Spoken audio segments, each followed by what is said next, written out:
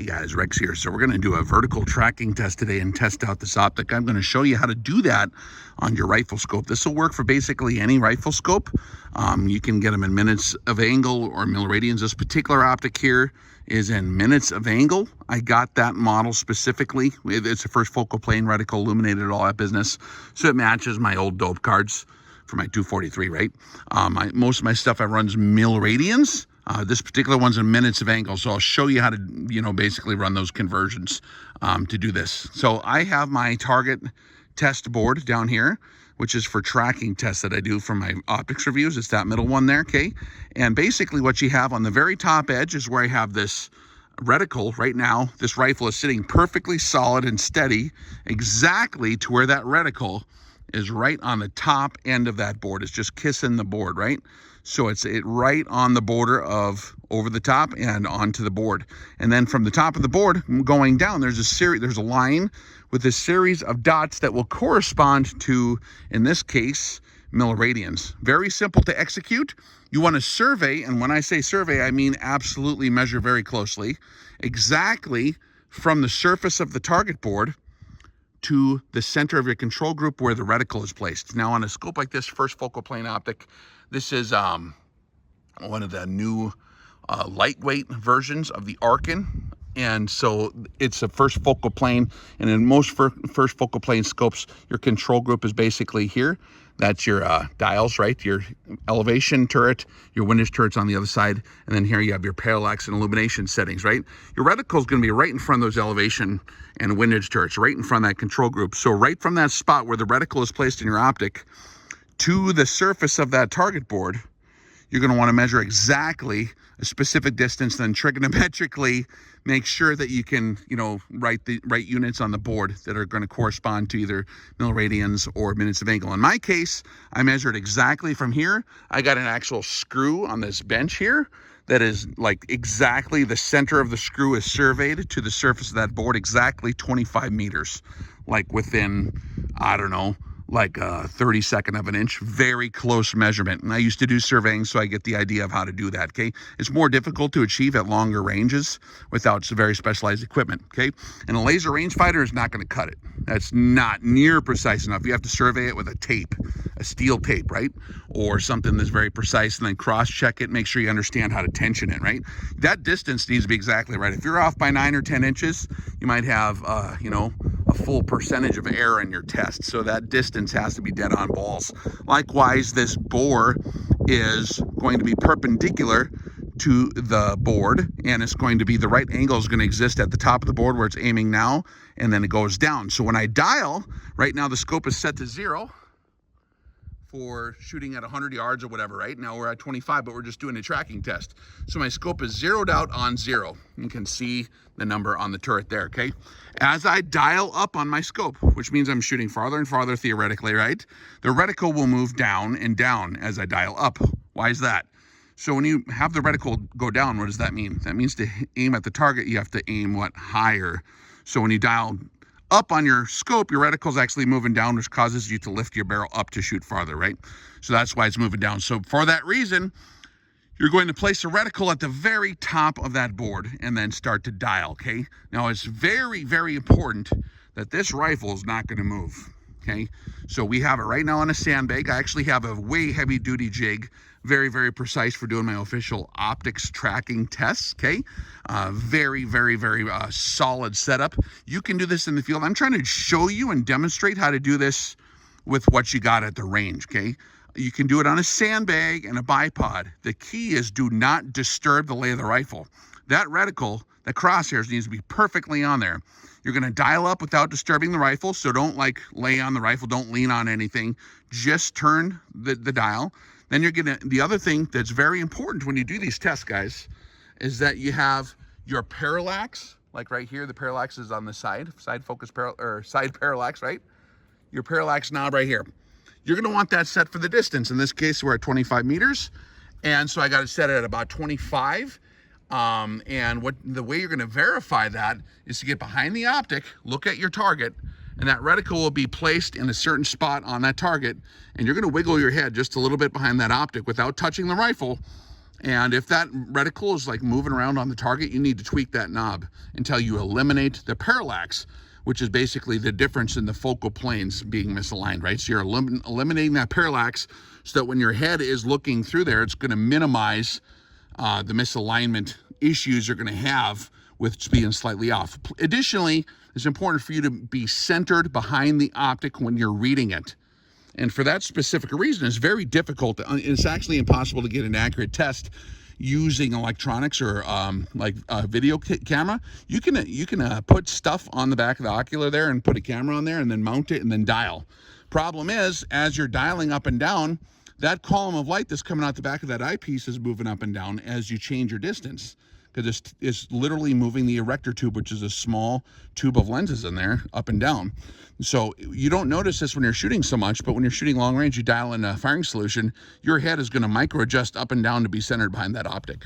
Or it should be. If it's not, if your head's actually in the same exact spot every time and you're dialing up and down, you're not looking straight through the lens group, right? So you're going to have to move your head just a little bit up and down to achieve proper alignment. So for that reason, you can't really mount a fixed camera on there unless the camera has the ability to perfectly go up and down, but you can't really check that on an LCD screen like you can with your, just by looking through it, okay? So for that reason, I don't do this with cameras. I might take pictures for the review to kind of show guys what's going on, but you really have to adjust the camera for each different adjustment. So you can't just have it on there and video the whole time, right?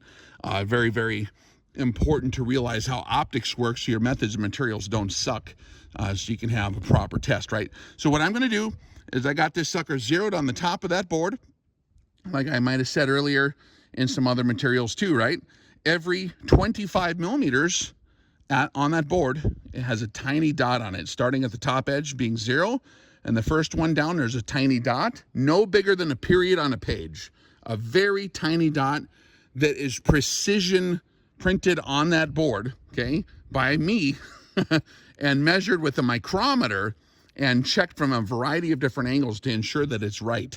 And so every 25 millimeters exactly is going to be a dot to where the center of the period on the page is, the very center of that will be exactly 1 mil at 25 meters, okay? So at 25 meters, it's easy. You can get a tape. You just read 25, and then you get 25 millimeters down there, and then you got true milliradians, right? So then your mils are going to be pretty easy to read there, right? Now, in a minute of angle scope, what do you do? Because, well, I have to do either different math and a different target board, or you simply figure out your numbers, man, right? So you just translate from minutes of angle to, or milliradians to minutes of angle. So like if I wanted to dial in 20 mils on here, that would be like 68.75 and a tiny bit minutes of angle, tiny bit more, right? So 68.75 minutes of angle, right? To equal 20 mils. Now in this case, I think it's like 34.37, like just right on that border between 34 and a quarter and 34 and a half. So we're just going to jump from 34 and a quarter, and it should be kissing up to that line that's right there at the 10 mil mark. And then when we go one more click, it's going to jump over to 34 and a half. It should just jump over that line. So it's going to subdivide those two different measurements, 34 and a quarter, 34 and a half. That's honestly going to be within the boundaries of getting your numbers right mathematically, but you know, you could have a specific marking for minutes of angle on that board measured out more precisely with a micrometer if you wanted to do it that way. But for a field test, I'm trying to show you guys how to accomplish this at the range, right? So key factors, man, you have to have the exact distance from here to that board, specifically from wherever the reticle is on the optic, okay? Number 2, this thing has to be solid, and you cannot disturb the lay of the rifle.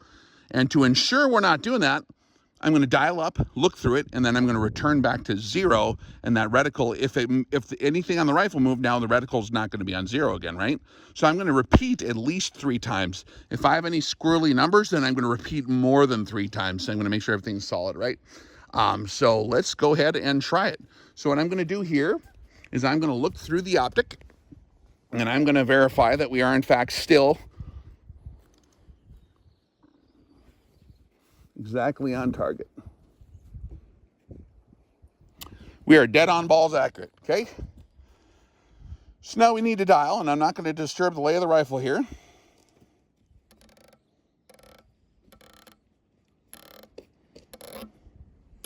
So there's 20.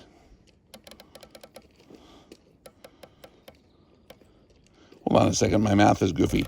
It's actually 34, isn't it? So 32, 33, 34. We need 34 and a quarter, okay? So you got 34. This scope's actually pretty easy to read. The numbers on here are smart, right? So you can see your double turn values, right? So we went 2 turns and now we're on 34 and a quarter. I'm gonna look.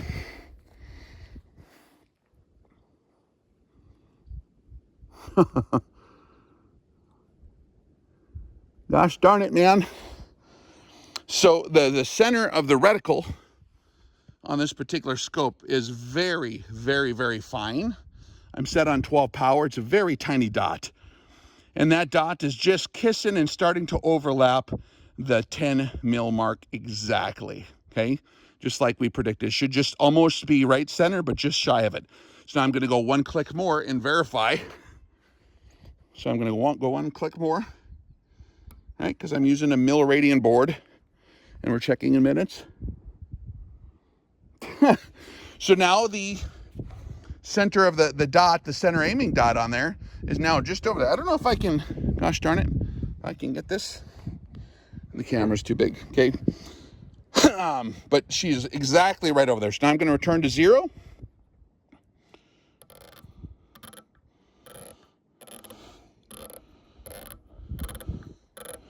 And I've already done this test on this optic, guys, a multitude of other times, just in a different environment with different lighting, different mirage conditions. So I'd like to re-verify, make sure it's still good, right? And we returned exactly to 0 here. Rock and roll.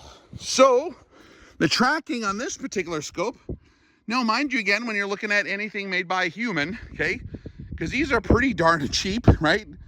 It's not like a Schmidt and Bender. It's not like a Night Force. They're cheap. They're like a couple $100, like $300-400, right? Or maybe a little more than 400 now. And I can share a link below with where to find them. And I have a code and all that, so you can get like $170 off if you get all the package with all the tackle, the extra tackle, right? But like, you got to understand that each optic has the potential to show different results. This particular one I got is dead on balls accurate. I have 2 of this exact one. The other one is accurate as well. And I've seen, I guess, the first generation of these particular optics like a few years ago in the 30 millimeter tubes. And this is more precise than those used to be. Those are very close. They're like 1.5 or like maybe 0.9% error, which is very good. That's still better than SWFA. That's better than, actually, you know, when I test Night Forces at the classes, they're usually about a 1.5% off. It's just the geometry of the mechanism, right? If you mathematically determine the units down there and do a true test, they're just off, right? And there's nothing, you can either be a little short, sometimes you're a little long. I've seen scopes that were $4,000 that were off by that much, you know, or 2 or 3%. It's not that they suck. There's a lot of other factors in what goes into a scope, right? Like the Night Force is a way better optic, right? It's just that, like in the old days, the way they're engineered, because it's still using those designs, right? They're going for reliability, tracking, you know, graduation reliability, and a lot of other things like making sure the glass is good, everything's tough, the seals are good, all that stuff, so that it can pass the atmosphere test for military standards and all that. But this one, man, these things track so good. They just track real good. There's a lot of other good optics out there, you know, on the market, but for the money, man, like, they're very precise, like really, really precise. And here I am confirming it again. So I'm not shy to recommend this one to you. If you're looking to get into long range shooting, you're looking for something on a budget, you don't want to invest $1 bazillion, but you still want it to work. And they're pretty damn tough too. So yeah, this is my 243, man. You guys might remember this. Over the years, man, this used to be just full of duct tape.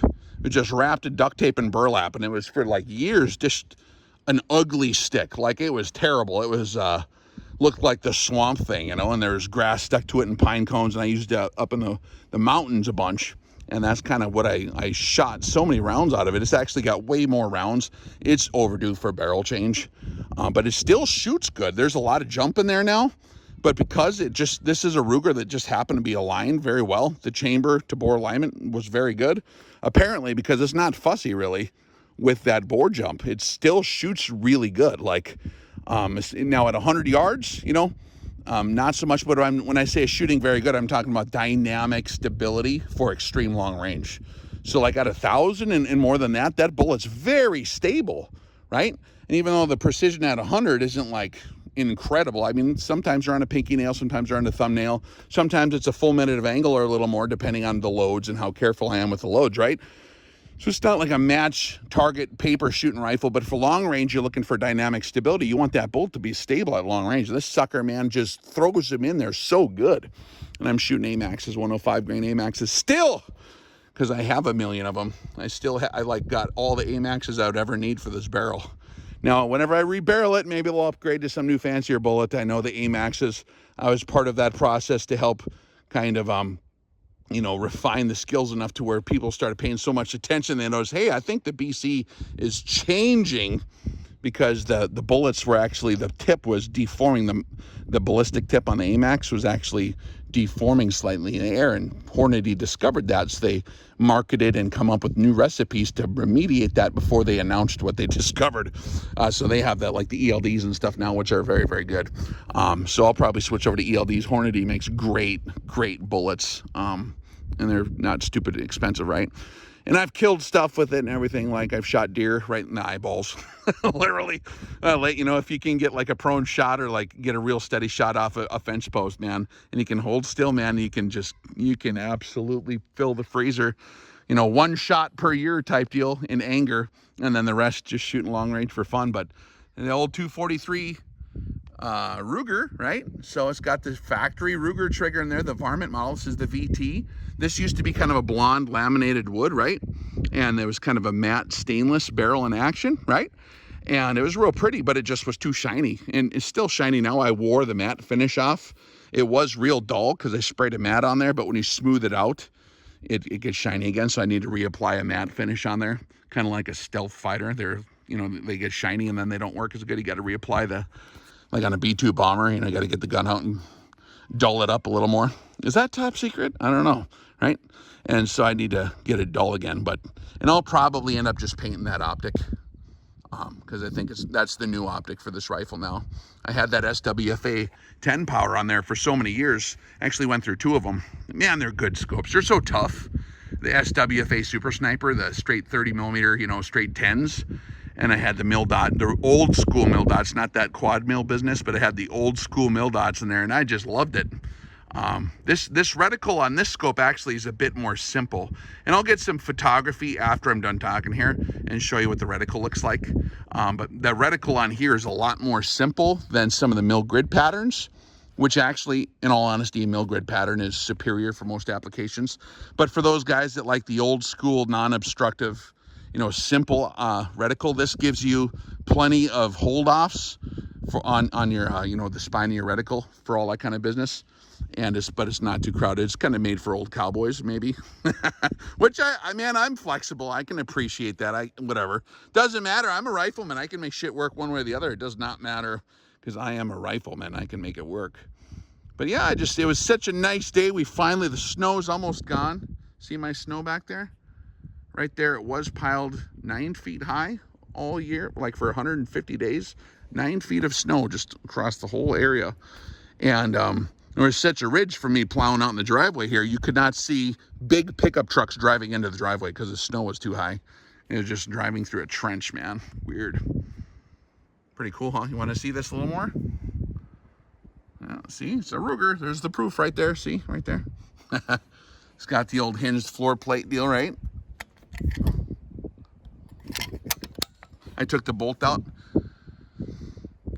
because I got the little guy running around out here, just in case I, you know, go grab my coffee for a second, like turn around for 1 second, you know what I mean? Extra careful kind of deal, right? And that's just a Harris 9 to 13 notch leg swiveling bipod S series, right? 9 to 13 inch notch leg. That's kind of my go-to when I was skinny. But now that I'm fatter, I need a larger bipod because I cannot lay prone and see through this rifle.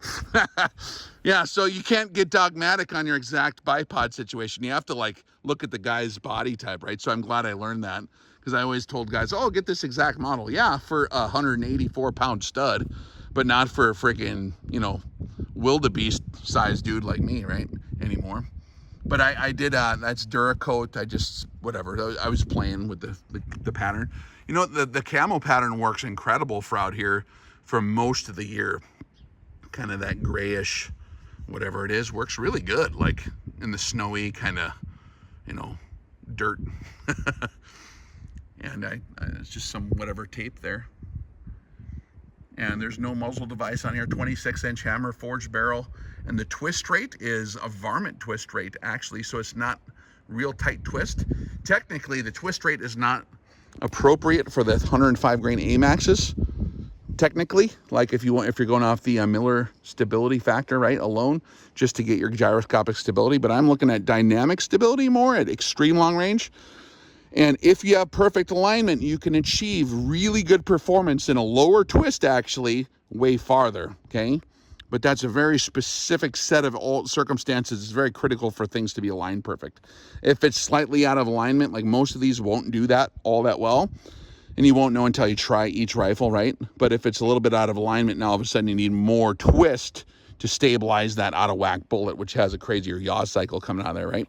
But if everything gets pushed out straight, you can back off on the twist, and then it'll actually perform better because the bullet will maintain its tractability and go all the way through the ascending leg, and it'll stay kind of nose on more on the descending leg, a little bit more, right? So it's not going to get thrown out of whack by that transonic barrier. I've shot this sucker out to 1500 very effectively on like a 12-inch plate. It's stupid accurate, man. And at 1,000 or 11, actually it was 1,100 meters. I mean, we used to do stuff with this rifle with witnesses. Such a good shooting rig, man. Like, and it's $500, and I didn't really, all I did was glass bed it. I guess it's been, you know, the lugs have been lapped, right? So the bolt lugs on the back. I'll show you what that means. And this is,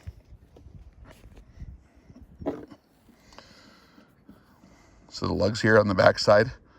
Oh, excuse me, can't see what I'm doing. So bright out. The lugs here on the back side have been, you know, they put a lapping compound on there, and then they work the bolt a bazillion times, and it'll get everything to mate up real good. And that helps a little bit. That did help out a bunch. Real accurate. All right, guys, I guess I'll let you go. Just wanted to share that with you. I'll share some pictures maybe on my community page, maybe on this one. I don't know what I'm going to do. Hopefully you guys have a good day. I'll leave some links below, I guess, for the scope, right? Because you guys might be curious on that. What I replaced the old Super Sniper with. Here's the top view. Yeah, it's a minute of angle version. They have mil versions, right? They absolutely have mil versions. And I hope it's not too blurry. Hard for me to see the camera screen in this bright sunlight. This goes up to 24 power here. And I got these, I don't know if this is airsoft or what the hell this is. I bought these online because they're more of a matte finish kind of deal. They're working so far okay. We'll see. I usually break these like in a minute. The second I go out into the bush, I break those damn things off in a second. The ones that Arken actually have in the value pack, and I'll send the code for that, they're more soft. They're like rubbery more. They're actually really good because they don't get brittle like when it's real cold, and they won't just snap off in the freezing cold, which these, it's real hard plastic. These like to snap off and break off so easy. If you have it, you know, and you're carrying it and that thing pops open, it's just going to break off.